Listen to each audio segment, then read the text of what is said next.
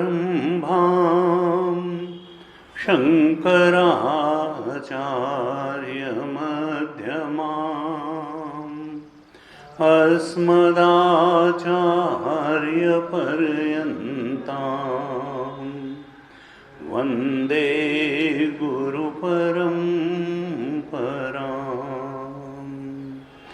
अज्ञानतिमिरान्धस्य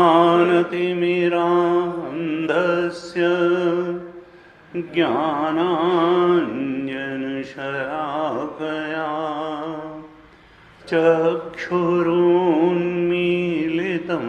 येन तस्मै श्रीगुरवे नमः। तस्मै श्री गुरवे नमः।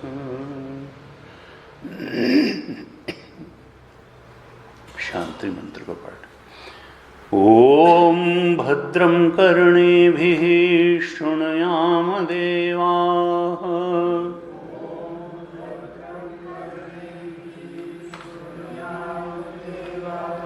भद्रं पश्येमाक्षभिर्यजत्राः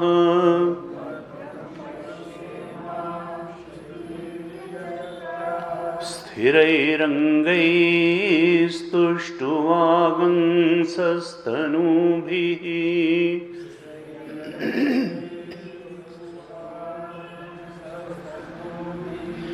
व्यशेम देवहितं यदायुः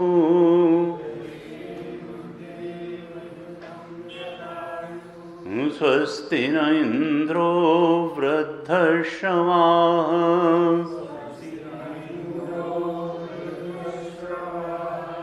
स्वस्ति नः पूषा विश्ववेदाः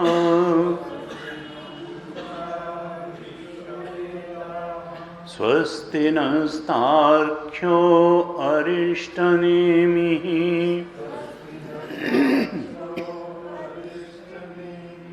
स्वस्ति नो बृहस्पतिर्दधातु ओम शांति शांति शांति।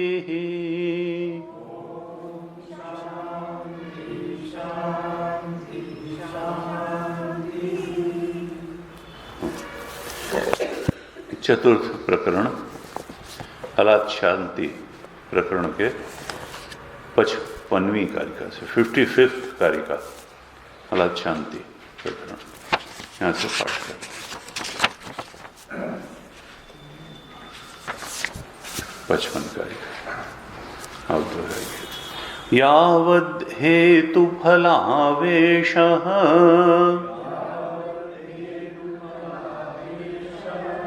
तावद्धेतुफलोद्भवः क्षीणे हेतुफलावेशे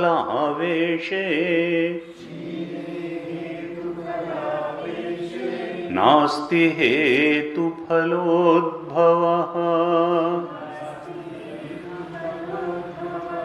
यावद्धेतुफलावेशः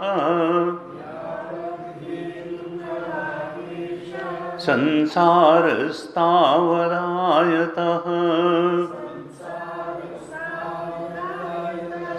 क्षीणे हेतुफलावेशे संसारं न प्रपद्यते संवृत्त्या जायते सर्वं शाश्वतं नास्ति तेन वै सद्भावेन ह्यजं सर्वम् उच्छेदस्तेन नास्ति वै धर्मायेति जायन्ते जायन्ते तेन तत्त्वतः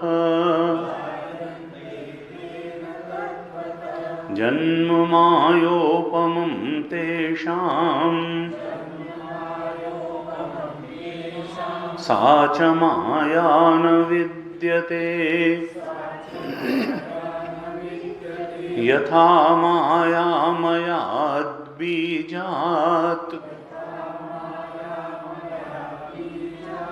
जायते तन्मयोऽङ्कुरः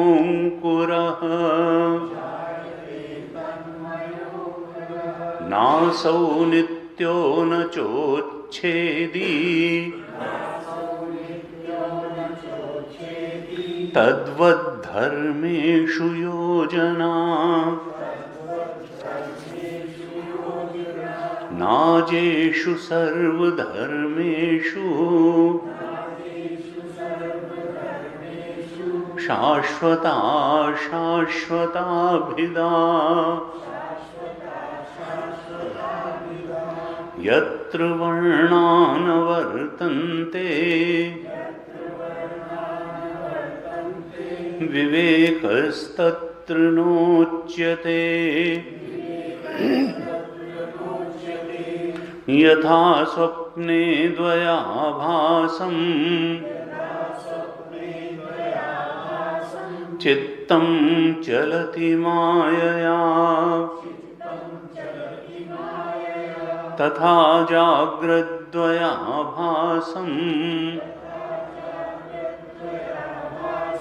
चित्तं चलति मायया अद्वयं च द्वयाभासं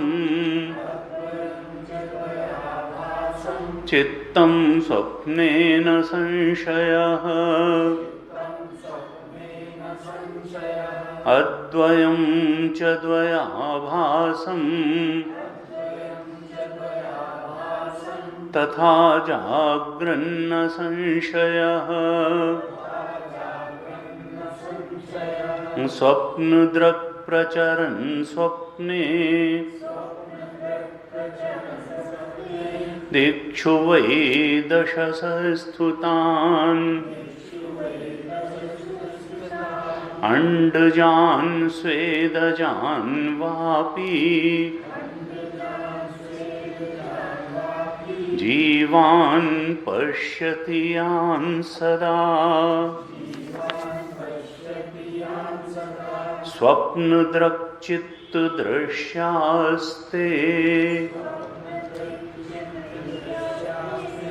न विद्यन्ते ततः पृथक् तथा तद्दृश्यमेवेदम्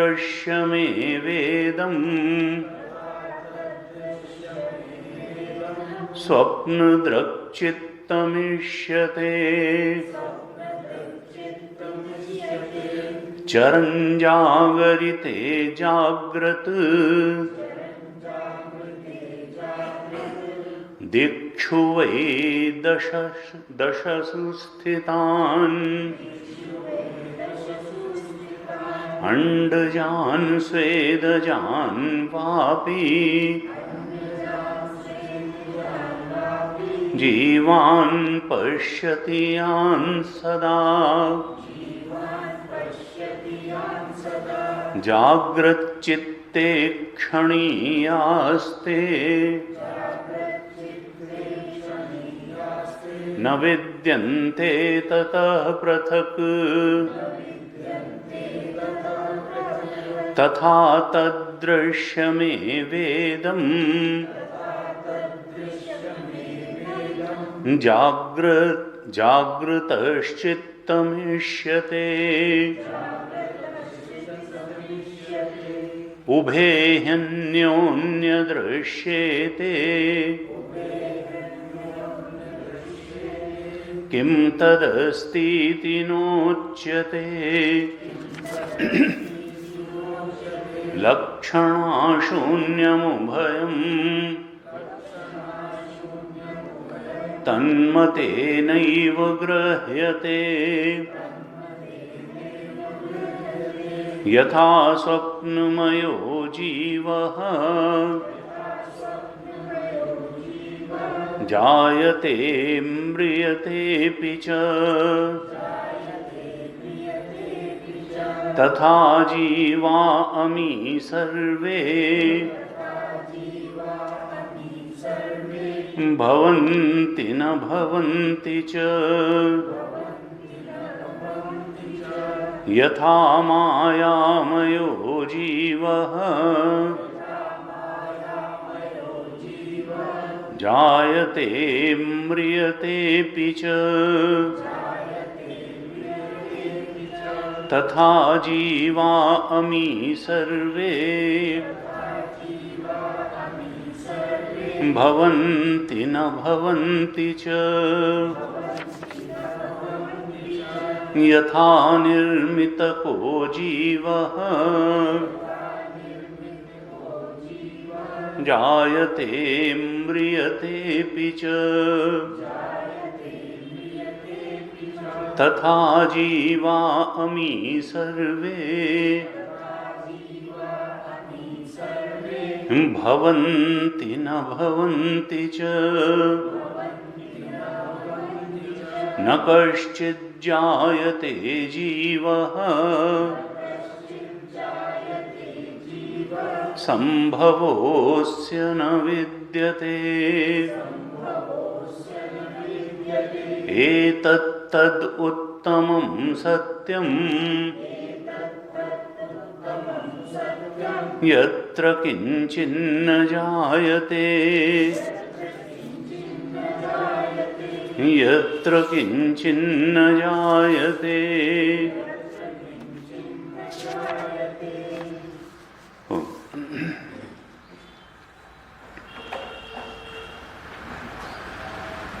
हमारे सारे उपनिषद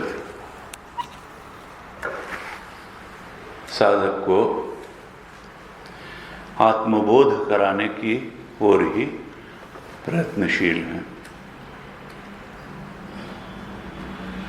जो परम सत्य है इस सृष्टि का आत्म तत्व और जो हमारा स्वरूप ही है, उसका बोध ठीक तरीके से साधक को हो जाए, उपनिषद इसी के लिए उपदेश कर रहे हैं। गौड़पादाचार्य जी और भगवान शंकराचार्य का ये प्रयास है। हमारे सारे वेदांत परंपरा के संतों का यही प्रयास रहा। क्यों? क्योंकि सुख की ही तलाश है जन्म जन्मांतर से, और सुख का खजाना आत्मा ही है, सुख स्वरूप है। यह भ्रांति हो जाती है कि विषय में सुख है, बाहर ढूंढने से, बाहर कुछ पा लेने से सुख मिल जाएगा, इस भ्रांति से छुटकारा मिल जाए और जो सुख का खजाना सागर है जो हमारे अंदर है, उसकी प्राप्ति हो जाए। इसी के लिए मांडुक्य कारिका में भी गौड़पादाचार्य जी ने बहुत तरह से बताया कि देखो, सत्ता है तो आत्मा की है, और चीजों की सत्ता है नहीं। त्रिकालेति तिष्ठति इति सत्यम। सत्य, सत्य क्या है? जिसकी सत्ता हो, और जिसकी सत्ता अनादि हो और अनंत हो, और फिर वर्तमान में भी वही तो सत्तावान है। काल विशेष में अगर कोई चीज सत्तावान दिख रही तो वो सत्तावान कहाँ है? और ऐसी एकमात्र इस सृष्टि में जो वस्तु है, तत्व है, वो आत्म तत्व ही है, जिसकी वास्तव में ही सत्ता है। बाकी सब तो उस पर प्रतीतियां हैं, सुपर इम्पोजिशन हैं। हम उसको व्यावहारिक सत्य कह सकते हैं, उसको प्रातीतिक सत्य कह सकते हैं, लेकिन पारमार्थिक सत्य तो आत्म तत्व ही है, जो हमारा स्वरूप है। लेकिन चूंकि हम फिजिकल बॉडी में, बाहर फिजिकल वर्ल्ड की चीज़ों में इतनी उपयोगिता देखते हैं और फिर उससे आसक्त हो जाते हैं, कई बार सुख भी पाते हैं, और तब हम जो अंदर सूक्ष्मतम सत्य है आत्म तत्व, उससे कट जाते हैं।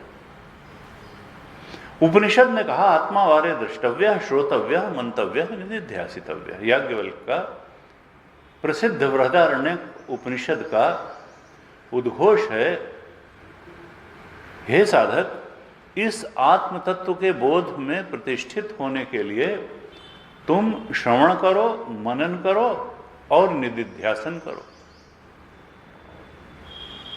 श्रवण गुरुमुख से होता है उस आत्म तत्व के बारे में, मनन अपनी शुद्ध बुद्धि से होता है, और निधिध्यासन भी meditation on that knowledge achieved after श्रवण एंड मनन।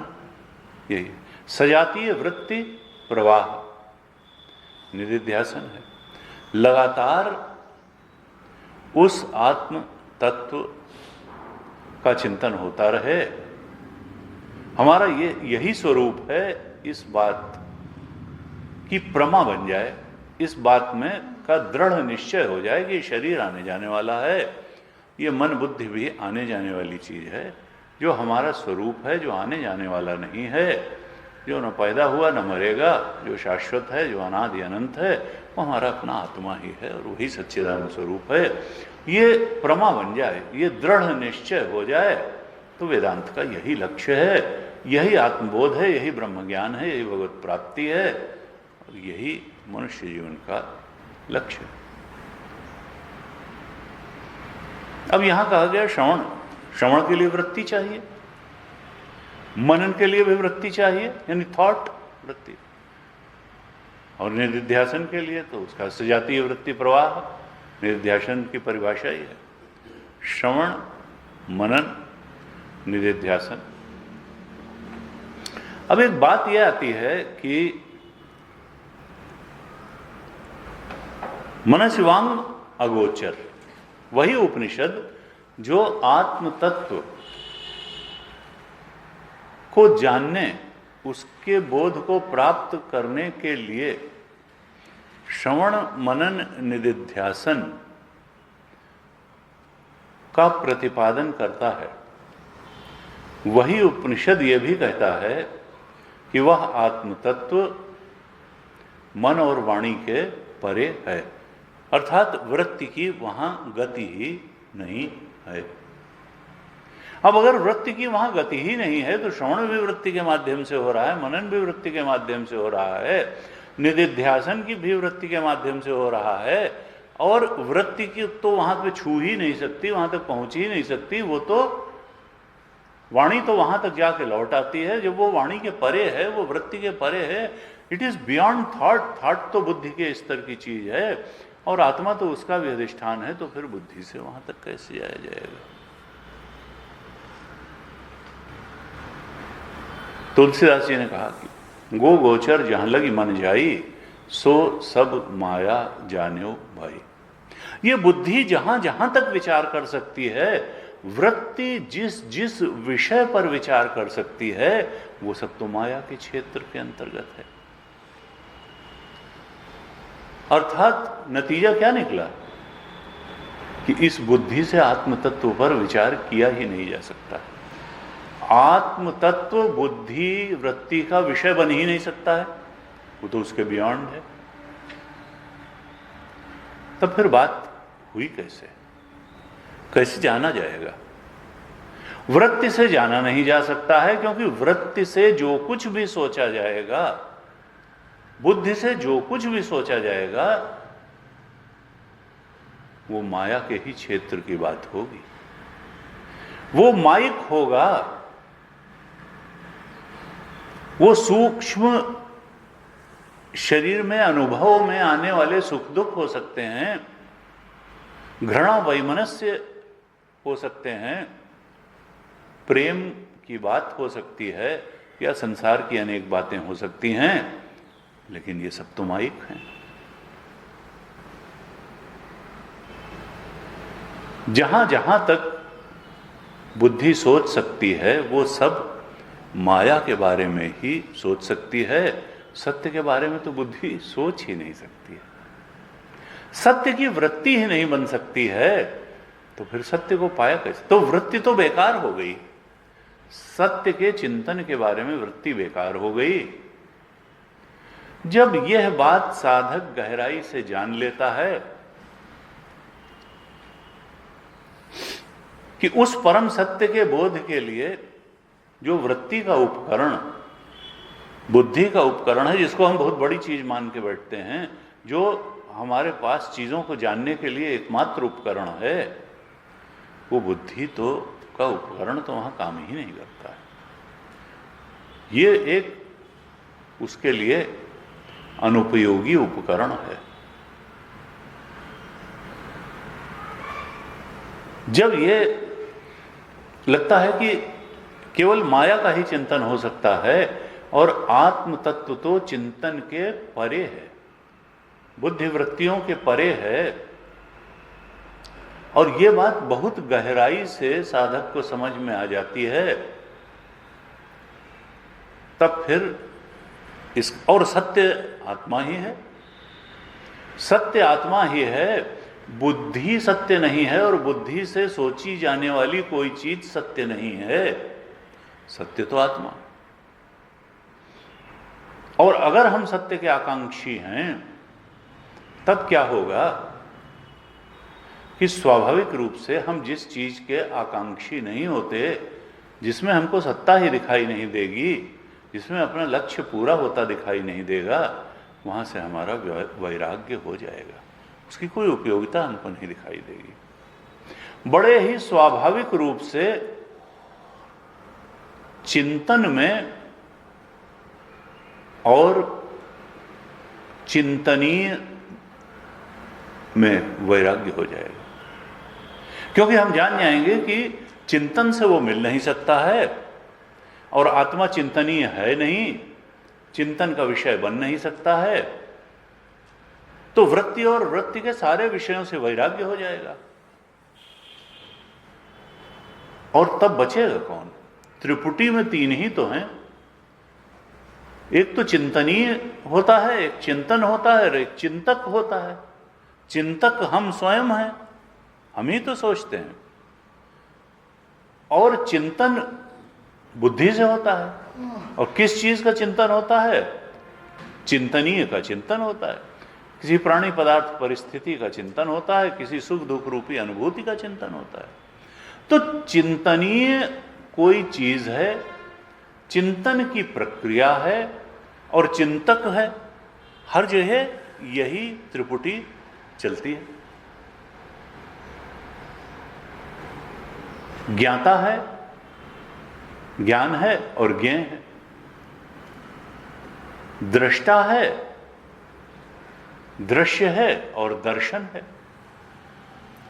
या जो तीन शब्द हमने अभी कहे, चिंतक है, चिंतन है और चिंतनीय वस्तुएं हैं, ये त्रिपुटी है।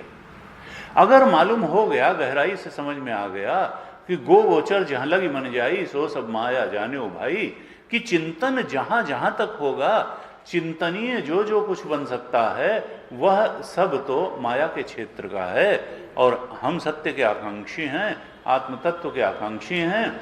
तो चिंतन और चिंतनीय के द्वारा तो वो प्राप्त होने वाला नहीं है। तो चिंतन और चिंतनीय से सहज वैराग्य, वो सहज अनुपयोगी अगर लगेगा गहराई से, तो फिर बचेगा कौन? बचेंगे हम, बचेगा चिंतक। और वो चिंतक भी जब बिना किसी पहचान के बचेगा, न कोई सूक्ष्म पहचान न कोई स्थूल पहचान, तब वही चिंतक क्या होगा? वो साक्षी मात्र के रूप में अनुभव में आएगा। जब वृत्ति और वृत्ति के विषय, चिंतन और चिंतनीय दोनों से वैराग्य गहरा हो जाएगा, चिंतक ही बचेगा, तो वो चिंतक हम शरीर से तादात्म्य किए वाले चिंतक नहीं होंगे, शरीर को अपना मानने वाले चिंतक नहीं होंगे, बाहर संसार की उपलब्धियों से सुसज्जित चिंतक नहीं होंगे, हम चिंतक मात्र हो जाएंगे, हम कॉन्शियसनेस इटसेल्फ हो जाएंगे, चेतन मात्र हो जाएंगे।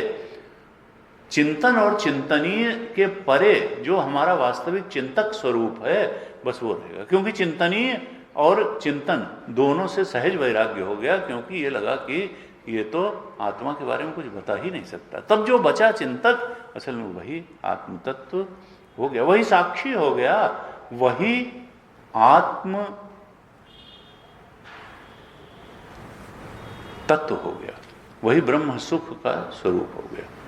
तो वेदांत की प्रक्रिया यही है कि जो शाश्वत है उसको शाश्वत के रूप में जान लिया जाए, और जो अशाश्वत है, अनित्य है, उसकी पहचान अनित्य के रूप में कर ली जाए। और जो हमारा अपना आपा है, स्वरूप है, केवल वही शाश्वत है, और जहां जहां से वो तादात्म्य करता है वो सब अशाश्वत है, अनित्य है, वो स्वरूप नहीं। इस तरह से वेदांत कहता है कि देखो, एक है परमार्थ और एक है व्यवहार। परमार्थ और व्यवहार में बहुत विलक्षणता है। परमार्थ में जो है वो सारे व्यवहार के परे है। 55-56 कारिका में कहा था, यावद हेतु फलावेश तावद हेतु फलोद्भव, क्षीणे हेतु फलावेशे नास्ति हेतु फलोद्भव। जब तक यह मनुष्य फल और हेतु इसके दायरे में सोचता रहता है, कारण और कार्य के दायरे में सोचता रहता है, हमने कर्म किया तो ये शरीर मिला, शरीर से कर्म करेंगे तो आगे फिर शरीर मिलेगा, उस शरीर से फिर कर्म करेंगे, तो ये जो हेतु फल है, यानी थ्योरी ऑफ कॉजलिटी, कारणता के सिद्धांत जो है, उसमें जब तक विश्वास रहेगा, कहा यावद हेतु फलावेशा संसारस तावद आयता, तब तक संसार चलता रहेगा, संसार का विस्तार होता रहेगा। ये करने से ये होगा, ये करने से ये होगा, ये करने से ये होगा। और क्षीण हेतु फलावेशे संसारम न प्रपद्यते। जैसे ही हम इस कारणता के सिद्धांत को मिथ्या जान लेते हैं, यहां किसी चीज को कारण नहीं निर्धारित किया जा सकता है और किसी चीज को कार्य नहीं निर्धारित किया जा सकता है, सब अनिर्वचनीय है। आत्म तत्व पर सुपर इम्पोजिशन है। रस्सी सर्प का कारण नहीं कही जा सकती, क्योंकि सर्प अगर कहीं होता तो रस्सी उसका कारण होती। जब सर्प है ही नहीं, यह जाना जा सकता है कि सर्प मिथ्या है और रस्सी सत्य है, लेकिन सर्प का कारण रस्सी, सर्प का को कार्य नहीं कहा जा सकता और रस्सी को कारण नहीं कहा। आत्मा सत्य है, जीव और जगत उसके कार्य नहीं है, ये उस पर सुपर इम्पोजिशन है, ये मिथ्या है, ये सर्प स्थानी है, रज्जु स्थानी तो आत्म तत्व ही है। इसलिए व्यवहार में तो हेतु और फल बहुत पक्की बात दिखाई देती है। पिता कारण है, पुत्र कार्य है। हर जगह कार्य कारण की बात होती है। हेतु और फल व्यवहार में तो एक क्षण भी हेतु और फल के बिना चलता ही नहीं। गाड़ी होगी तो वहां जाएंगे, संभाल के नहीं चलाएंगे एक्सीडेंट हो जाएगा। गलत खाएंगे पेट गड़बड़ हो जाएगा। ज्यादा देर गलत पोज में बैठ जाएंगे दर्द होने लगे। हर जगह कार्य और कारण। किसी से खराब ढंग से बात कर लेंगे, कोई हमको बात कह देगा तो मूड ऑफ हो जाएगा। तो यहां तो ऐसा हेतु और फल का संबंध पक्का दिखाई देता है व्यवहार में कि बिना हेतु फल के काम ही नहीं चलता है। लेकिन ये सब संसार स्तावद आयता, ये संसार का ही विस्तार है। परमार्थ में न हेतु है न फल है, दूसरी कोई चीज है नहीं। आत्मा न किसी का कारण होता है न आत्मा का कोई कार्य है। परमार्थ में ये हेतु फलात्मकता, ये कार्य कारणता, थ्योरी ऑफ कॉजुअलिटी जाके बेकार हो जाती है। लेकिन व्यवहार में तो सब कुछ हेतु और फल से घिरा हुआ लगता है, कार्य और कारण के दायरे में ही लगता है। ये जो जीव जगत का द्वैत का प्रपंच है, जो मिथ्या है, ये तो हर जगह हेतु फलात्मकता से भरा हुआ है। लेकिन ये जो है ये व्यावहारिक धरातल का ही सच है, ये परमार्थ का सच नहीं है, व्यावहारिक धरातल का ही सच है। और व्यावहारिक का मतलब क्या होता है? वेदांत कहता है व्यावहारिक धरातल का मतलब है अविद्या का धरातल। अविद्या का धरातल। पहले हमने ये मान लिया कि ये हम जीव हैं, हम शरीरधारी हैं, हम अब पैदा हुए, हमारी इतनी आयु होगी और फिर ये जगत है, ये भी सच्चा है। और व्यावहारिक धरातल का मतलब साफ साफ है अविद्या का धरातल।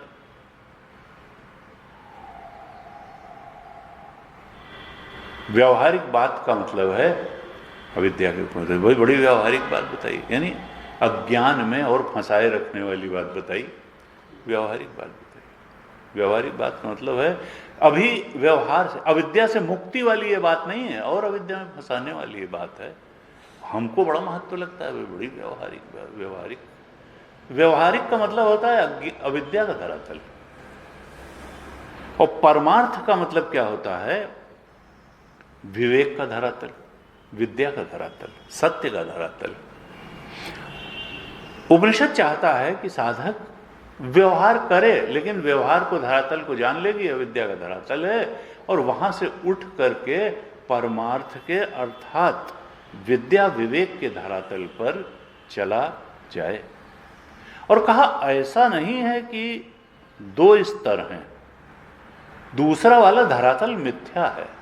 जो अविद्या का या व्यवहार का धरातल है, ये नहीं है कि व्यवहार का धरातल जो है वो लोअर धरातल है और परमार्थ का धरातल हायर धरातल है।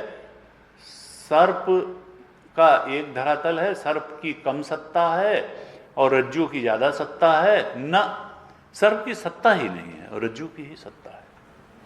कहा ये हायर और लोअर धरातल नहीं है, ये तो रियलिटी तो एक ही है। अविद्या दशा में जो प्रतीयमान सर्प है वो सच्चा भी लगता है और डराता भी है। ये जीव भी सच्चा है, जगत भी सच्चा है, शरीर भी सच्चा है। अविद्या के धरातल पर, व्यवहार के धरातल पर सब सच्चा लगता है, लेकिन परमार्थ दृष्टि से अगर देखेंगे तो ये एग्जिस्ट ही नहीं करता, इसका कोई अस्तित्व ही नहीं है। और अज्ञान के धरातल से, अविद्या के धरातल से, व्यवहार के धरातल से देखने पर जो अविद्या जनित सर्प है, प्रतीयमान सर्प है, अविद्या जनित सर्प है, वो भय का हेतु बन जाता है, वो डराता भी है। लेकिन विवेक दशा में, परमार्थ दशा में सत्य के बोध होने पर न कहीं सर्प है न कहीं भय है और हेतु फलात्मकता जैसी भी कोई चीज नहीं है। हमने पिछली कक्षा में 57वीं कारिका तक चर्चा की थी। 57वीं कारिका में क्या कहते हैं? संवृत्त्या जायते सर्वम शाश्वतम नास्ति तेन वै सद्भावेन यजम सर्वम उच्छेदः तेन नास्ति वै। कहते हैं संवृत्त्या जायते सर्वम। संवृत्त्या, संवृत्ति का मतलब होता है जो आवरण कर देती हो, ढक देती हो। तो अविद्या ही हमारे स्वरूप को ढक देती है। हम अपने आत्म तत्व से परिचित नहीं हो पाते और फिर जिससे परिचित हो पाते हैं उसी को स्वरूप मान लेते हैं। कहा कि देखो, अज्ञान से संवृत्त्या अर्थात अविद्या के धरातल पर या व्यावहारिक धरातल पर संवृत्त्या जायते सर्वम। व्यावहारिक धरातल पर, अविद्या के धरातल पर सब कुछ पैदा होता है। पिता से पुत्र, पुत्र से उसका पुत्र, उसका ऐसे एक से दूसरे की उत्पत्ति होती है। संवृत्त्या जायते सर्वम। लेकिन जो चीज इग्नोरेंस से, अज्ञान से पैदा होगी, वो क्या वास्तव में होगी? अगर अज्ञान के कारण रस्सी में सांप पैदा हुआ है तो क्या सांप वहां है? वो सांप क्या शाश्वत है? का नहीं। अज्ञान से पैदा हुई कोई भी चीज नित्य या शाश्वत नहीं हो सकती है। कहा संवृत्त्या जायते, यहां आत्म तत्व से तो कुछ पैदा ही नहीं हो सकता है। हां, अज्ञान के कारण पैदा होने की प्रतीति हो सकती है। तो अविद्या के धरातल पर, व्यावहारिक धरातल पर जायते सर्वम, सब कुछ पैदा होता है, लेकिन शाश्वतम नास्ति तेन वै। वो जो सब कुछ अविद्या से पैदा हुआ है वो शाश्वत नहीं है। Anything produced out of ignorance that is not permanent, वो शाश्वत नहीं हो सकती। जैसे ही ज्ञान होगा पता ही नहीं चलेगा कि वो सर्प गया कहां। दूसरे में फिर क्या कहते हैं, पलट के उसी बात को दूसरी पंक्ति में 57वीं कारिका की, कि देखो जायते सर्वम, दो दृष्टियां हैं। एक है अज्ञान की दृष्टि और एक है ज्ञान की दृष्टि। एक है मूढ़ की दृष्टि, एक है विवेकी की दृष्टि। मूढ़ दृष्टिया सर्वम जायते, अज्ञान की दृष्टि से सब कुछ पैदा हुआ है, व्यावहारिक धरातल पर सब कुछ पैदा हुआ है, लेकिन सद्भावेन ही अजम सर्वम। जो सद्भाव है, यथार्थ का जो धरातल है, जो परमार्थ का धरातल है, उससे देखने पर तो अजम सर्वम, कुछ भी पैदा नहीं हुआ है, सब कुछ अज है, अजन्मा है।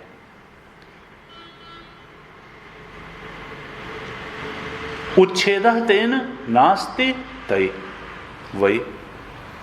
और जब कुछ पैदा ही नहीं हुआ है तो फिर उच्छेद अर्थात नाश, जो चीज पैदा ही नहीं उसकी नाश की क्या बात है?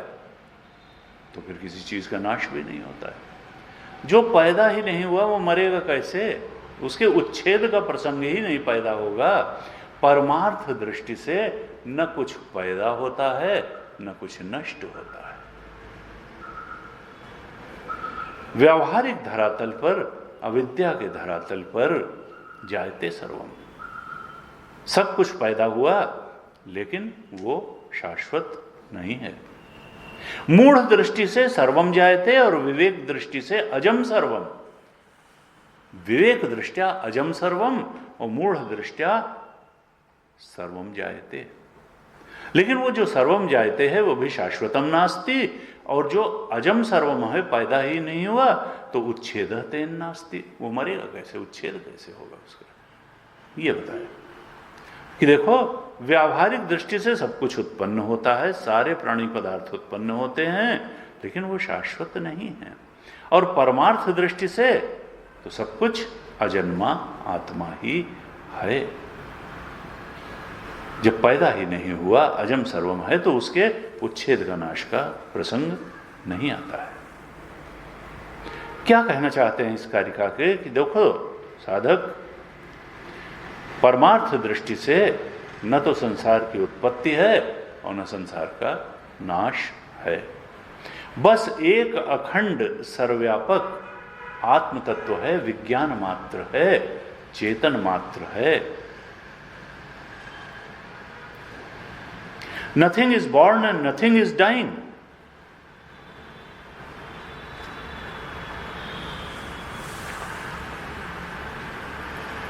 केवल एक सुप्रीम प्योर अवेयरनेस, गुरुदेव कहते हैं, इसी का अस्तित्व है।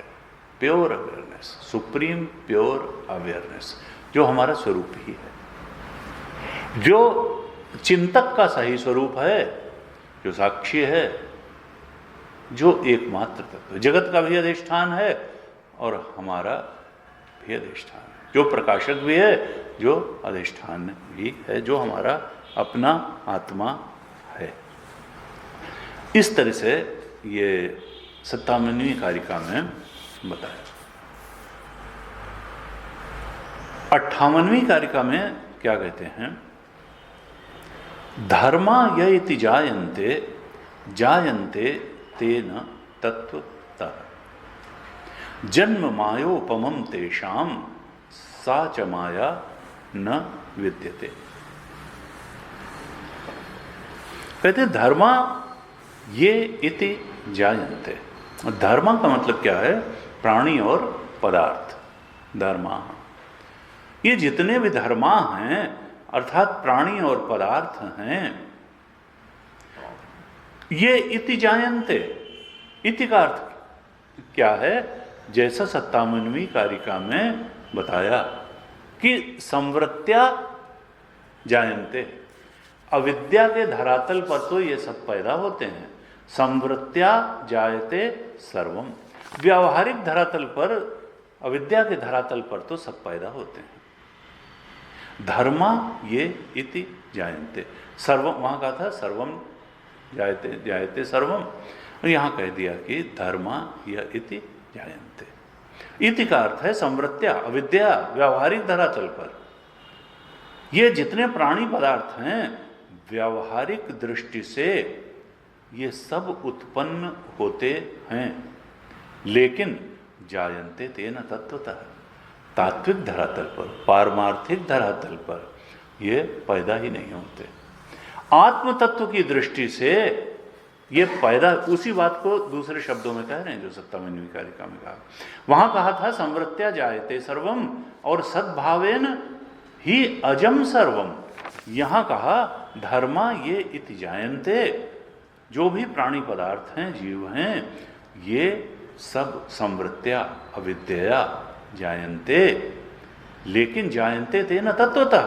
पारमार्थिक दृष्टि से इनकी उत्पत्ति नहीं होती, हाँ व्यावहारिक दृष्टि से इनकी उत्पत्ति होती है। अब व्यावहारिक दृष्टि से उत्पत्ति कैसे हो जाएगी? सत्य तो आत्मा है, तो फिर इनकी उत्पत्ति कैसे हुई? कहा जन्म मायोपमं तेषाम। उनकी जो उत्पत्ति है वो माया से हुई है। ये सब माया की उत्पत्ति है। उनका माया, जब सत्य एक है तो ये माया कहां से आ गई?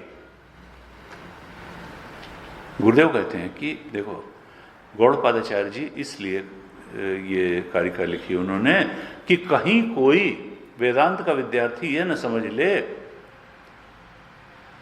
कि दो वस्तुएं हैं, एक वस्तु आत्मा है और दूसरी वस्तु माया है, और माया से सब कुछ पैदा हो जाता है और आत्मा अधिष्ठान है। कहा नहीं नहीं, माया का कोई सेपरेट एग्जिस्टेंस नहीं है। ब्रह्माश्रया माया। विवेक चूड़ामणि में शंकराचार्य ने कहा अव्यक्त नामनी परमेश शक्ति, अव्यक्त नामनी परमेश शक्ति। इसका कोई पॉजिटिव एग्जिस्टेंस नहीं है, इसका कोई वास्तविक अस्तित्व नहीं है। इग्नोरेंस का कोई वास्तविक अस्तित्व नहीं होता। अज्ञान का वो तो केवल जो सत्य है उसका ज्ञान न होना ही इग्नोरेंस है। अंधकार का कोई पॉजिटिव एग्जिस्टेंस नहीं है कि जब रोशनी जलाई जाएगी तो वो अंधकार कहीं जाएगा। अगर कोई वो अस्तित्व होता तो कहीं अंधकार को यहाँ से हटा के वहाँ रखने के लिए कमरा बनाना पड़ता, अगर कोई अंधकारपूर्ण कमरा है। इग्नोरेंस का कोई रियल एग्जिस्टेंस नहीं होता, माया का कोई रियल एग्जिस्टेंस नहीं है, कोई पॉजिटिव एग्जिस्टेंस नहीं है। नॉलेज से अलग इग्नोरेंस का कोई सेपरेट एग्जिस्टेंस नहीं है। एक नॉलेज आत्म तत्व जो सत चित आनंद है, जो नॉलेज इटसेल्फ है, अस्तित्व तो उसी का है। अज्ञान का कोई अलग से अस्तित्व नहीं है। और माया क्या है? जन्म, ये जितने भी धर्माज ये इति जायन्ते, जितने प्राणी और पदार्थ उत्पन्न होते हैं, ये संवृत्त्या अविद्या उत्पन्न होते हैं, व्यावहारिक धरातल पर उत्पन्न होते हैं। और कहा जन्म मायोपमम तेषाम, इनका जन्म मायिक है, यानी अज्ञान से उत्पत्ति है। They are created just out of illusion. सत्य जो अधिष्ठान है उसका ज्ञान न होने के कारण इनकी उत्पत्ति दिखाई देती है। रस्सी का ज्ञान न होने के कारण सर्प की उत्पत्ति की प्रतीति होती है। वो इल्यूसिव उसका बर्थ है प्रतीयमान सर्प का।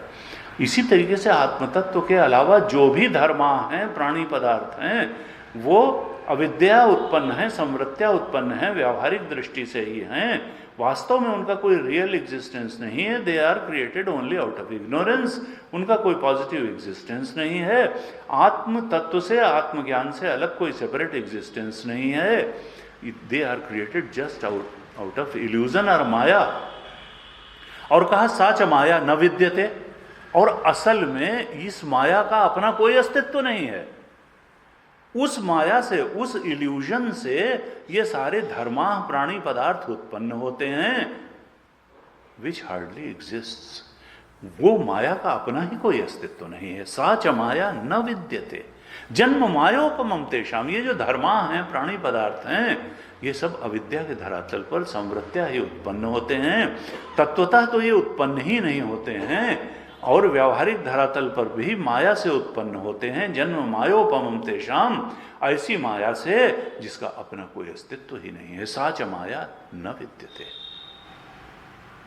दैट वेरी इल्यूजन, गुरुदेव कहते हैं, again is non existence. This Maya hardly exist. इस माया का कोई अस्तित्व नहीं है। इसका मतलब ये संसार का स्वरूप क्या है? कहा जिसका अपना कोई अस्तित्व नहीं है, वो अन्य चीजों को कैसे इतना जन्म दे सकती है? अपना ही जिसका जन्म नहीं हुआ, अपना जिसका कोई पॉजिटिव एग्जिस्टेंस नहीं है, उस माया ने इतना सब जन्म कैसे दे दिया जगत को, जीवों को, धर्मा को, प्राणी पदार्थों को? कहा नहीं, ऐसा हो सकता है।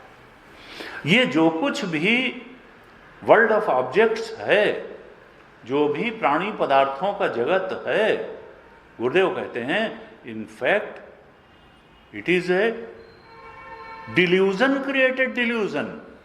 ये माया से उत्पन्न माइक जगत है, और है कुछ नहीं, क्योंकि माया का अपना ही अस्तित्व नहीं है। तो उससे लेकिन इतना विस्तार, पूरा हेतु फलात्मकता ऐसे गहरी। कहते हैं ये जो वर्ल्ड ऑफ ऑब्जेक्ट्स है, ये non existence created non existence है। माया का कोई एग्जिस्टेंस नहीं। साच माया न विद्यते, माया इज नॉट नॉन एग्जिस्टेंस। लेकिन ये उस माया से उत्पन्न माइक जगत है। Non existence created non existence है। अब भगवान शंकराचार्य ने जो भाष्य लिखा इस 58वीं कारिका का, तो कहा संवृत्त्या एव धर्माः जायन्ते न परमार्थतः ते तत्वतः, अर्थात परमार्थतः न जायन्ते। दूसरा सेंटेंस है भाष्य का, संवृत्त्या एव धर्माः जायन्ते न परमार्थतः जायन्ते। कि व्यावहारिक धरातल पर, अविद्या के धरातल पर ही ये धर्मा प्राणी पदार्थ उत्पन्न होते हैं, परमार्थतः नहीं होते हैं। संवृत्त्या जन्म तेषाम धर्माणाम, माया जन्म, इनका माया से ही जन्म है, आविद्यक जन्म है। फिर कहा कि कोई यह प्रश्न उठा सकता है कि माया नाम वस्तुतर ही, तब तो माया नाम की कोई वस्तु होगी, माया नाम वस्तुतर ही। जब माया से इतना सब हो गया तो माया नाम की कोई चीज होगी। कहते हैं न एवं, ऐसा नहीं है। सा च माया न विद्यते, माया का अर्थ है कि जो विद्यमान ही नहीं है। सा च माया न विद्यते। फिर बड़ा इंपॉर्टेंट एक शब्द लिखते हैं भगवान शंकराचार्य भाष्य के अंत में, माया इति अविद्यमानस्य आख्या इति अभिप्राय। इस पूरे 58वीं कारिका का अभिप्राय क्या है कि माया इति अविद्यमानस्य आख्या इति अभिप्राय, कि माया किस चीज का नाम है? अविद्यमान का ही नाम माया है। माया वो है जो विद्यमान ही नहीं है, और जो विद्यमान नहीं है वो इतना सब मना है। माया इति अविद्यमानस्य आख्या, माया विद्यमान का ही नाम है। ये मत समझ ले कोई कि माया नाम की कोई वस्तु है। माया का अर्थ है जो विद्यमान नहीं है। तो इस तरह से क्या कहना चाहते हैं कि देखो, विवेकी की एक दृष्टि है और अविवेकी की एक दृष्टि है। विवेकी की दृष्टि से अजम सर्वम है और अविवेकी की दृष्टि से जायते सर्वम है। ज्ञान की दृष्टि से सब कुछ पैदा हुआ है, ज्ञान की दृष्टि से कुछ भी पैदा नहीं हुआ है। ऐसे 58वीं कारिका में कहा। वो 59 कारिका में क्या कहते हैं, यथा माया मयाद बीजात जायते तन्मयोंकुरः न असौ नित्यः न च उच्छेदी तद्वत् धर्मेषु योजना। कहते हैं यथा माया मयाद बीजात, जैसे मायामय बीज से जायते तन्मयो अंकुरः, तन्मयो माने मायामयो, जैसे मायामय बीज से मायामय अंकुर उत्पन्न होता है।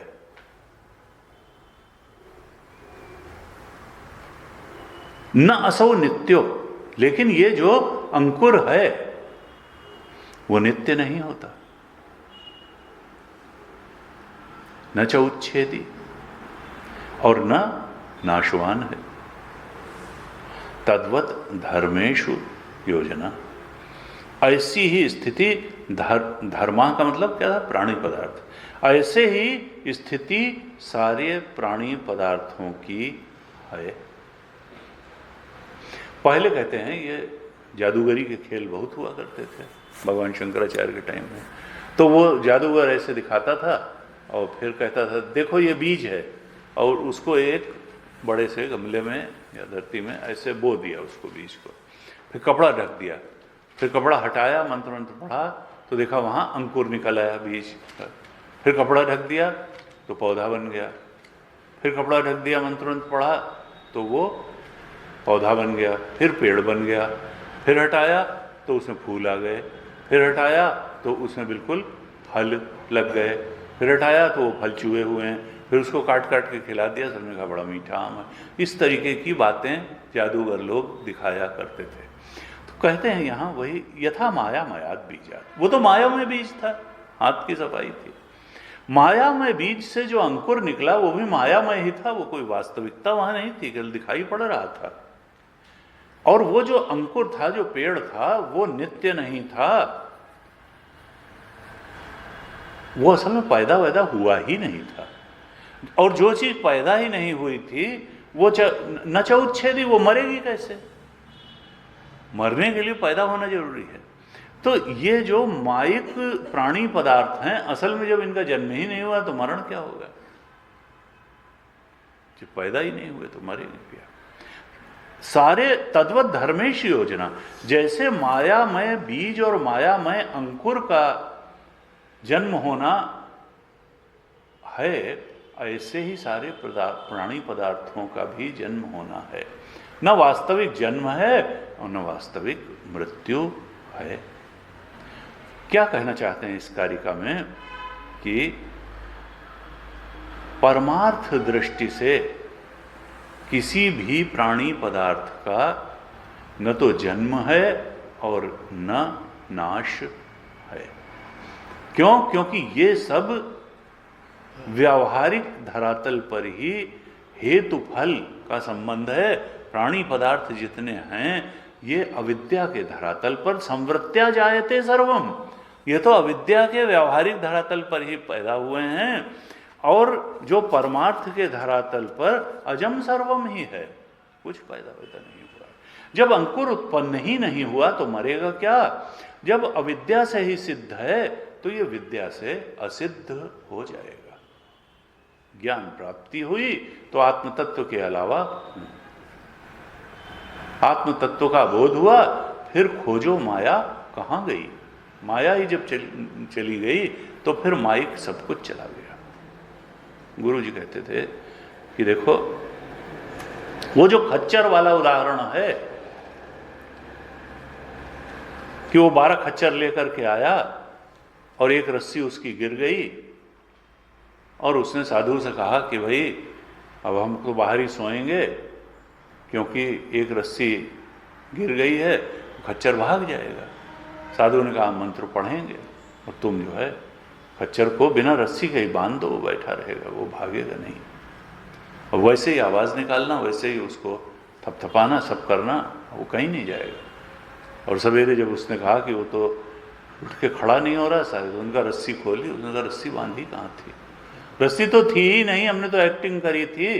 उसका नहीं, एक्टिंग ही तो है, रस्सी तो बंधी है।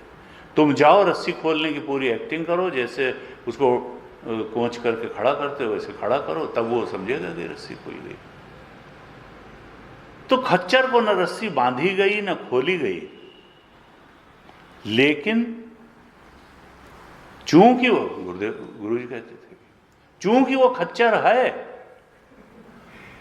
चूंकि वो खच्चर है, इसलिए उसकी बुद्धि में बांधना भी सत्य है और खोलना भी सत्य है। न बांधा गया था वो, न चूंकि हम सब खच्चर हैं, हमारी बुद्धि में बांधना भी सत्य है और इसलिए खोलना भी सत्य है। चूंकि वो खच्चर है इसलिए रस्सी बंधना न बांधी गई थी कहीं, न खोली गई, न कहीं न बद्धो न च साधक न निरोधो न च मुक्ति, कहीं न बंधन है न मुक्ति है, न कोई साधक है, न कुछ है न कुछ है, एक आत्म तत्व है। लेकिन चूंकि वो खच्चर है इसलिए उसकी बुद्धि में बांधना भी सत्यवत था और खोलना भी सत्यवत था। का ये जो है, यही धर्मा जो है, इसका अर्थ क्या है कि ये परमार्थ दृष्टि से किसी भी पदार्थ का न जन्म है न नाश है। कहा बीज भी अवास्तविक। भाष्यकार ने जब भाष्य लिखा तो कहा यथा माया मायाद आम्रादि बीजात जायते तन्मयः मायामयो अंकुरः न असौ अंकुरः नित्यः न उच्छेदी विनाशी वा अभूतत्वात् तद्वद एव धर्मेषु जन्म नाशादि योजना युक्ति ही। कहते हैं कि ये जीवों का, पदार्थों का माया से जन्म जो है किस प्रकार से है। भाष्यकार प्रश्न उठाते हैं, फिर कहते हैं कि जैसे बीज मायामय है, अवास्तविक है, ऐसे ही अंकुर भी मायामय है, अवास्तविक है। मायामय अंकुर मायामयाद बीजात से मायामय अंकुर निकला। न नित्य है न उच्छेदी विनाशी वा, वो अंकुर न नित्य है न विनाशी है। क्यों? क्योंकि ये तो हुआ ही नहीं, ये तो पैदा ही नहीं, तो विनाश क्या होगा। ऐसे ही तद्वत धर्मेशु जन्म नाशादि, ऐसे ही सारे प्राणी पदार्थों के जन्म और नाश के बारे में यही दृष्टांत समझना चाहिए कि न उत्पन्न हुए और न इनका नाश होता है। न तो परमार्थतः धर्माणाम जन्म नाशो व युज्यते इत्यर्थ। अंतिम लाइन 59 कारिका के भाष्य की। न तो परमार्थतः धर्माणाम जन्म नाशो, परमार्थतः तो जो प्राणी पदार्थ हैं, धर्माणाम हैं, उनका न जन्म है न नाश है। यही इस कारिका का अर्थ है इत्यर्थ।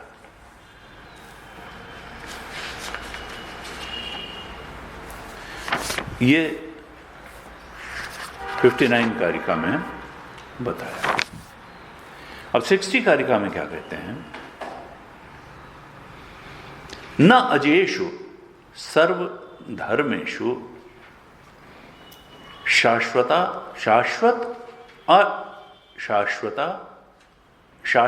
अशाश्वत अभिधा। न अजेषु सर्वधर्मेषु शाश्वत अशाश्वत अभिधा यत्र वर्णा न वर्तन्ते विवेकः तत्र न उच्यते। अब इस कारिका में बताते हैं कि भाई परमार्थ है क्या? कहा सर्वधर्मेषु,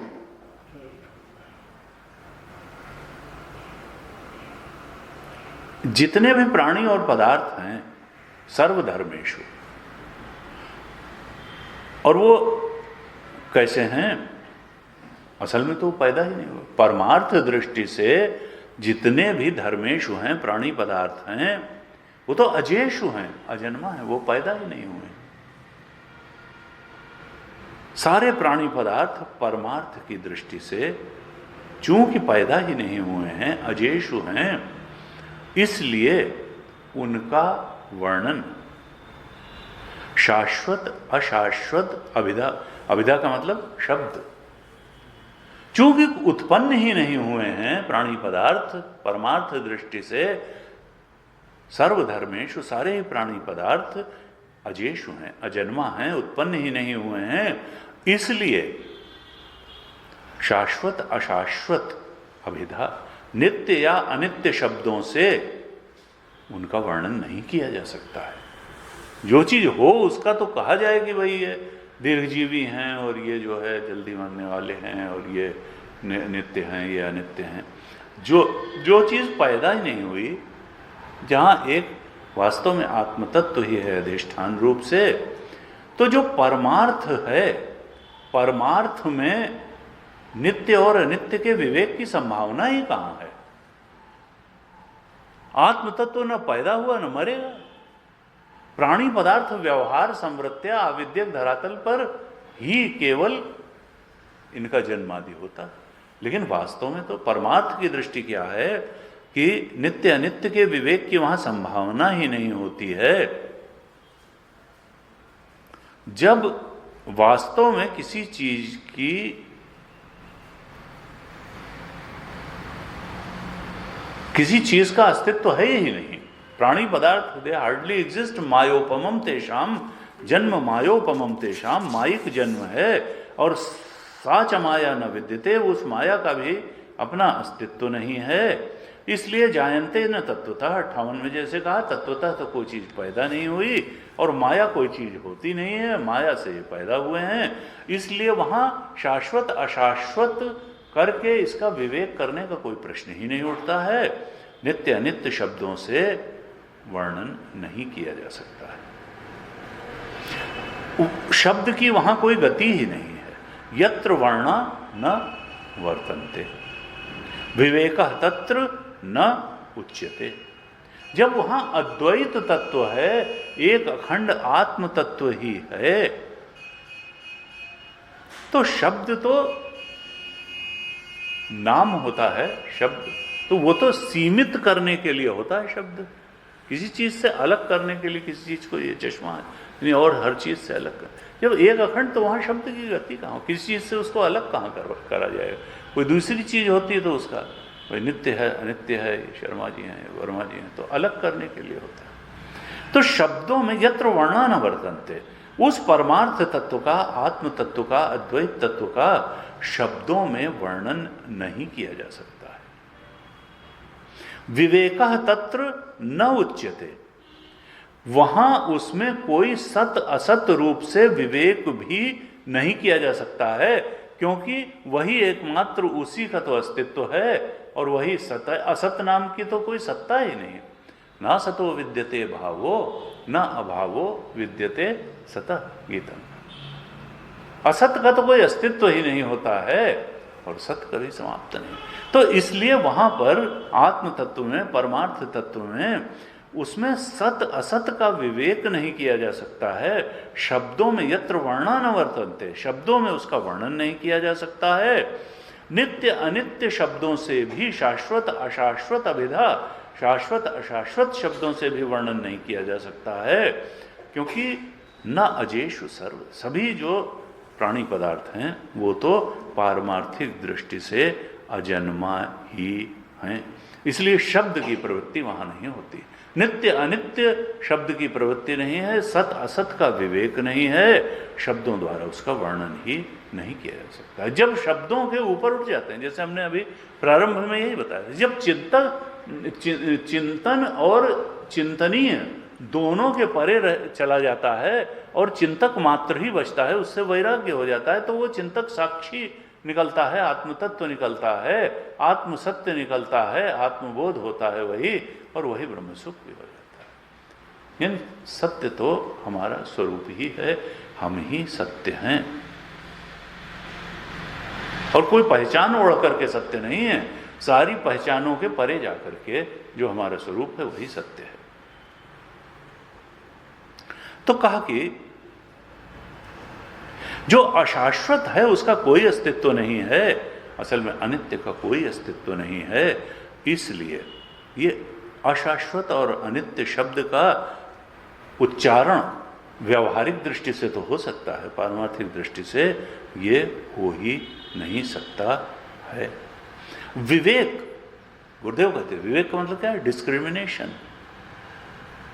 कहा ये डिस्क्रिमिनेशन नाम की जो चीज है, विवेक नाम की चीज जो है, it ends with the experience of truth. सत्य के बोध के साथ ही विवेक नाम की चीज, विवेकानंद विचिर पृथक्करण है, जैसे चीनी बालू को अलग कर दिया जाए अलग, तो विवेक कहाँ? असत से असत को अलग किया, नित्यानित्य विवेक। सबसे पहले तो साधन चतुष्टय में हम विवेक ही पढ़ते हैं, नित्य अनित्य विवेक, और बाद में जाके सत असत विवेक होता है, आत्मानात्म विवेक होता है। लेकिन ये सब तो तरीके हैं, पारमार्थिक दृष्टि से तो अनित्य नाम की कोई चीज नहीं है, असत नाम की कोई चीज नहीं है, अनात्म नाम की कोई चीज ही नहीं है, इसलिए विवेक नाम की कोई चीज नहीं, शब्द की कहीं गति नहीं है।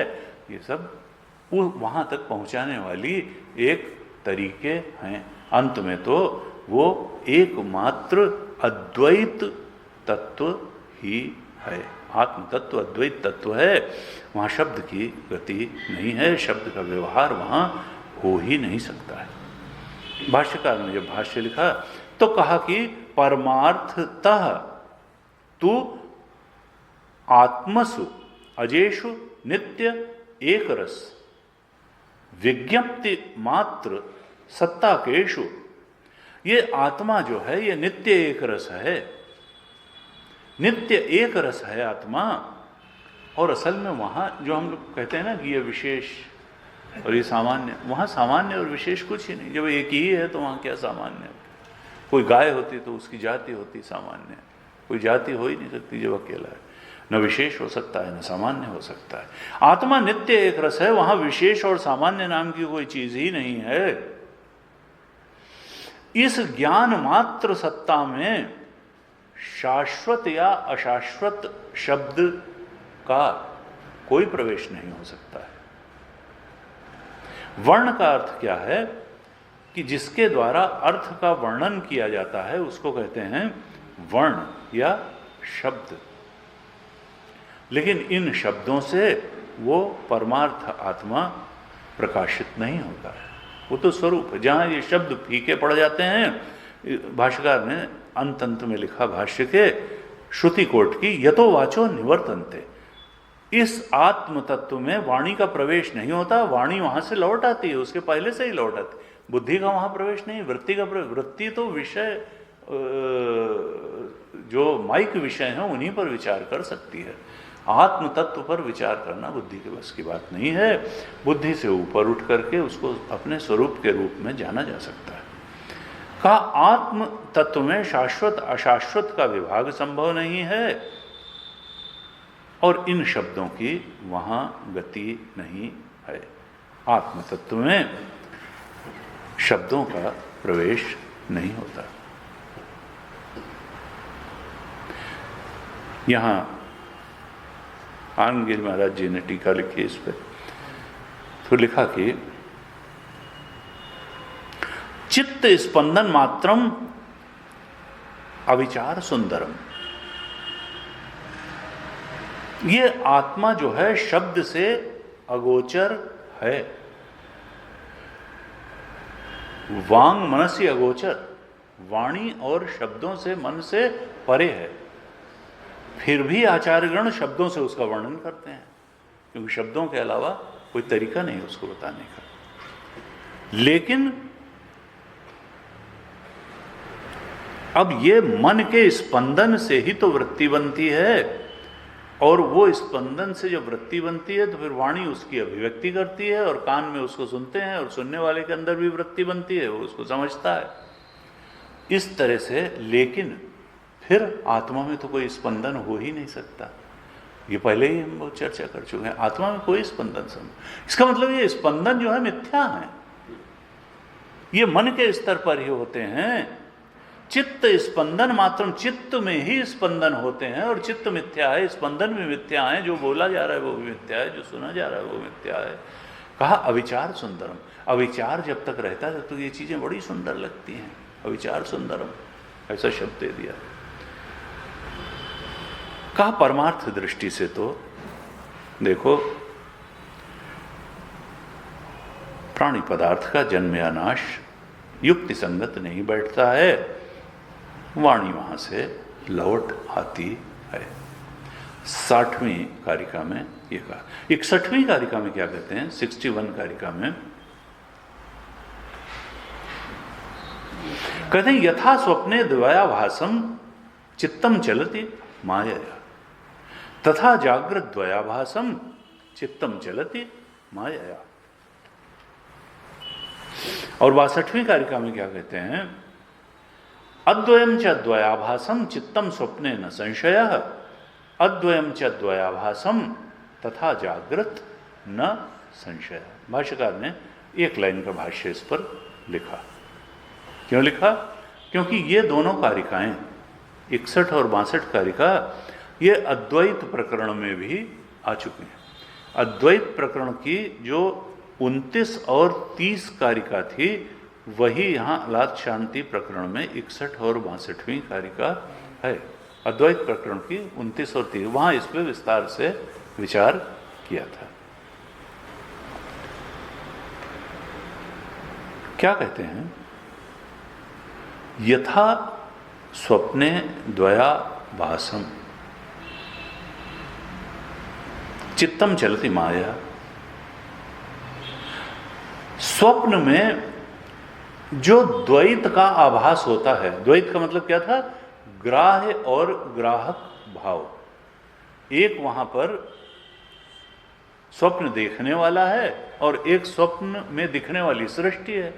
एक ग्रहण की जाने वाली सृष्टि है और एक उस सृष्टि को ग्रहण करने वाला स्वप्न का चित्त है। जैसे हमारा एक चित्त है और बाहर जगत है, तो जगत को हम देखते हैं, ग्रहण करते हैं, आंख से, कान से, त्वचा से, 5 ज्ञानेंद्रियों से जगत को ग्रहण करते हैं, और ग्रहण करने वाला कौन है? चित्त है।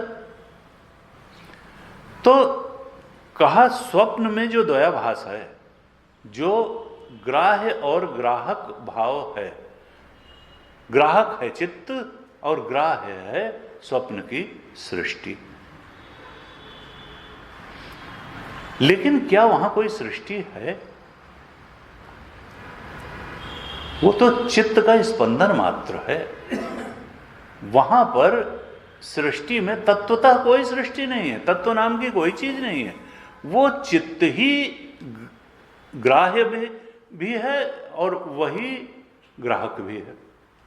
वो स्वप्न में ग्रहण की जाने वाली सारी सृष्टि और उसको ग्रहण करने वाला जो है, ये दोनों चित्त का ही विकल्पना है। चित्त ही ग्राह्य ग्राहक भाव में दोनों ही द्वय आभास में विकल्पित हो रहा है।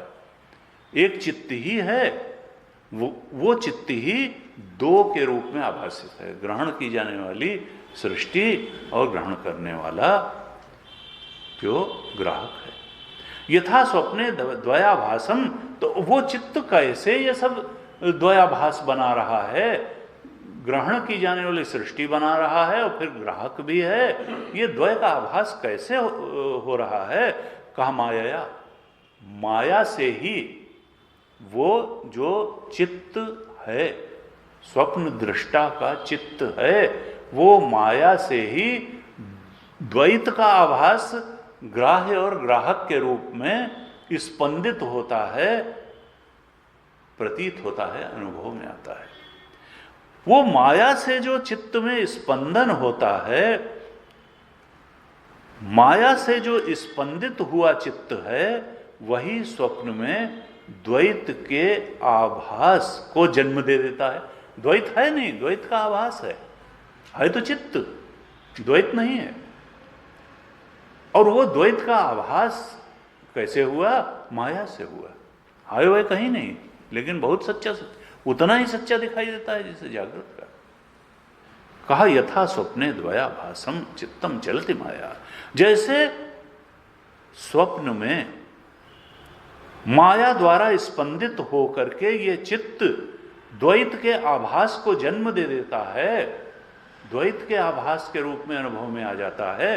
तथा जागृत द्वयाभासम, ठीक उसी तरीके से जागृत का जो द्वैत जो है, वहां भी चित्तम चलति माया, ये चित्त ही द्वैत के रूप में ग्राह्य ग्राहक भाव को जन्म दे करके अनुभव में आ जाता है। वह कुछ नहीं, माया चित्तम चलति, माया से ही चित्त स्पंदित होता है। जागृत में भी उसी ढंग से जैसे स्वप्न में माया से चित्त स्पंदित होकर के द्वैत को जन्म देता है, ऐसे ही जागृत में भी ये चित्त ही स्पंदित होकर के जागृत के द्वयाभास को, ग्राह्य ग्राहक भाव को जन्म देता है। यानी ये जो ग्राह्य ग्राहक भाव की जागृत में अनुभूति है, ये भी मन स्पंदन मात्र है, ये तत्वतः कुछ नहीं है, मन स्पंदन मात्र है। जागृत की भी ग्राह्य ग्राहक भाव, जैसे स्वप्न का ग्राह्य ग्राहक भाव माया मन का स्पंदन मात्र था। और है क्या कि जो आत्म तत्व है, जो विज्ञान मात्र है, जो कॉन्शियसनेस इटसेल्फ है, नॉलेज इटसेल्फ है, आत्म तत्व है, उसमें कोई स्पंदन संभव ही नहीं है। ये पहले बहुत चर्चा हुई, अद्वैत में हमने बहुत विस्तार से, आत्मा में कोई स्पंदन संभव नहीं है। माइक है स्पंदन, विज्ञान का स्पंदन माइक है, वास्तविक नहीं है। आत्मा में कोई स्पंदन नहीं हो। और चित्त, इसका मतलब क्या है? जब आत्मा में स्पंदन ही नहीं हो सकता, तो असल में तो चित्त भी माइक ही है और चित्त का स्पंदन भी माइक है। और चित्त के स्पंदन से प्रतीत होने वाला जो द्वयाभास है, वो चाहे जागृत का हो या स्वप्न का हो, वो सब माइक ही है। स्वप्न का सत्य भी आत्म तत्व ही है और जागृत का सत्य भी आत्म तत्व ही है। एकमात्र आत्म तत्व ही सत्य है। 62वीं कारिका में क्या कहा? यह अद्वैत प्रकरण की 30वीं कारिका है। 62वीं कारिका में कहा अद्वयम च द्वयाभासम चित्तम स्वप्ने न संशय।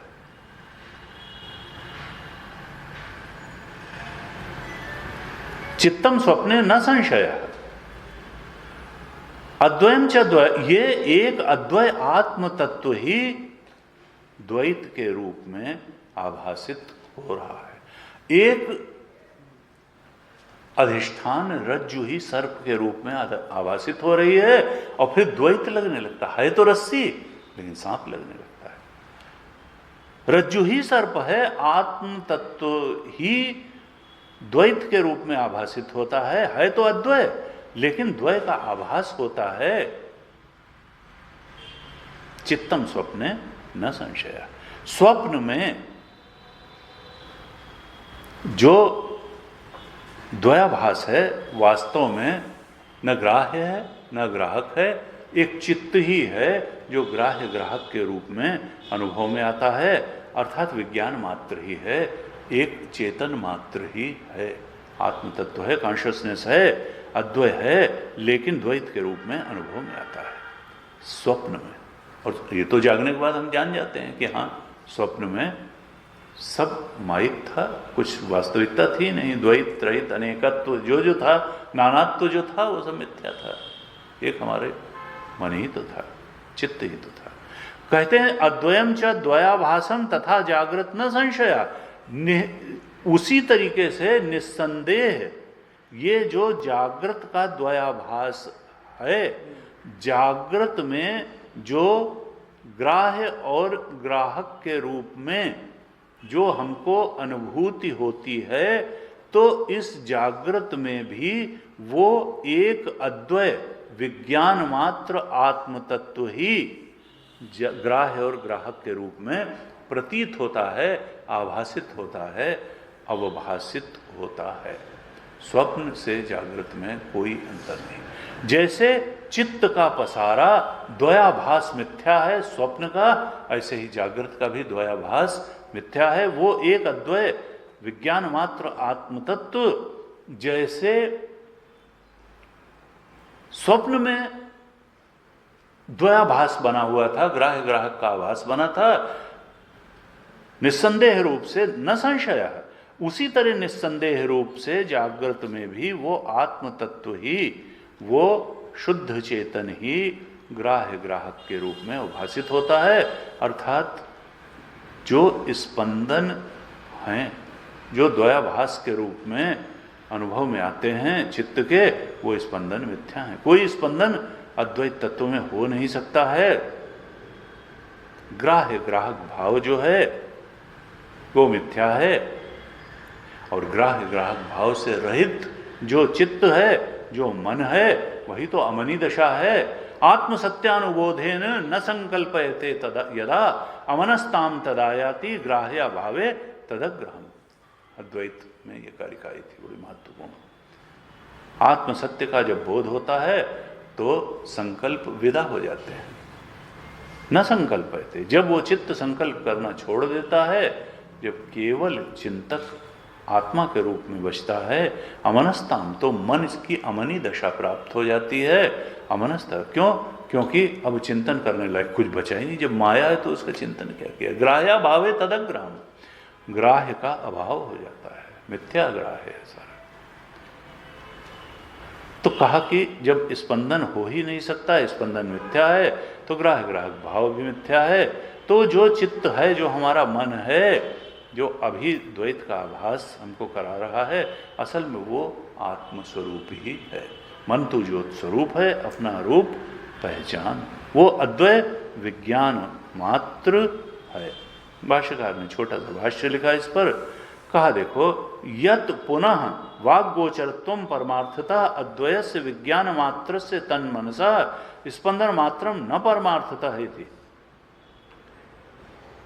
जहां तक वाणी चलती है वहां तक मन का स्पंदन मात्र है, परमार्थ नहीं है।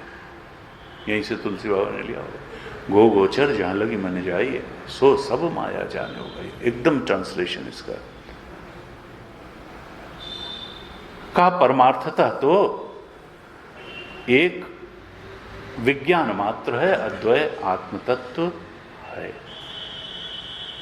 वो स्पंदन जो हो नहीं सकता, वो होने से मन की प्रतीति होती है, और फिर द्वैत और नानात्व की प्रतीति होती है। जैसा स्वप्न में है, चित्तम स्वप्ने न संशय अद्वयम च द्वयाभासम, और वैसे ही तथा जागरण न संशय, जागृत में भी बिल्कुल वैसे ही है। तो ये 62 कारिका तक ये बताया, यानी एक परमार्थ तत्व की सत्यता का ही प्रतिपादन कर रहे हैं। अब 63 से 66 कारिका तक एक और प्रकरण आता है, जिसमें कि बताते हैं कि जागृत स्वप्न के ही समान है। जैसे स्वप्न की सृष्टि उस समय बहुत ही सच्ची सच्ची लगती है, ऐसे ही जागृत की सृष्टि जागृत में बहुत सच्ची सच्ची लगती है। वहाँ घूमता है जाके 1000 जगह ये जीव, कहीं सुख पाता है, दुख पाता है, कहीं से बचता है, कहीं लड़ता है, कहीं प्रेम करता है, कहीं झगड़ा करता है। ऐसे ही यहाँ भी है।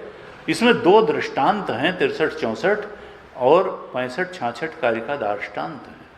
दृष्टांत स्वप्न से लिया है 63-64 में, और दार्ष्टान्त जो है जागृत में उसको अप्लाई करके बताया है कि देखो स्वप्न में जैसा है, दृष्टांत में जैसा है, दार्ष्टान्त यानी जागृत में भी वैसा ही है। इसलिए तुम सत्य के बोध में प्रतिष्ठित हो, स्वप्न और जागृत के चक्कर में न पड़ो। ऐसे बताते हैं। आज ये ओम पूर्णमदः पूर्णमिदं पूर्णात् पूर्णमुदच्यते पूर्णस्य पूर्णमादाय पूर्णमेवावशिष्यते। ओम शांति शांति शांति। हरि ओम। श्री गुरुभ्यो नमः। हरि ओम।